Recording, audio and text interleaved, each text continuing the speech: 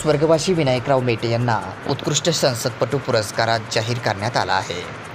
हा पुरस्कार राष्ट्रपतीच्या हस्ते डॉक्टर ज्योती मेटे या स्वीकारणार आहेत.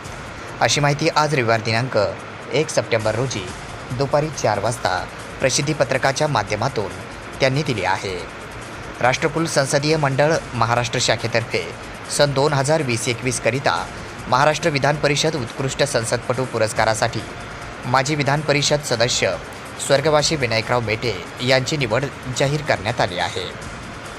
राष्ट्रकुल संसदीय मंडळ महाराष्ट्र शाखेतर्फे महाराष्ट्र विधानमंडळाच्या सदस्यांना सन 2018-19 ते 2023-24 या कालावधीसाठी देण्यात येणाऱ्या उत्कृष्ट संसदपटू व उत्कृष्ट भाषण या पुरस्कारासंदर्भात पुरस्कार वितरण सोहळा कार्यक्रम मंगळवार दिनांक 3 सप्टेंबर 2024 रोजी दुपारी 3:30 वाजता मध्यवर्ती सभागृह विधानभवन मुंबई येथे राष्ट्रपती महोदयांच्या शुभ हस्ते हा संपन्न होणार आहे.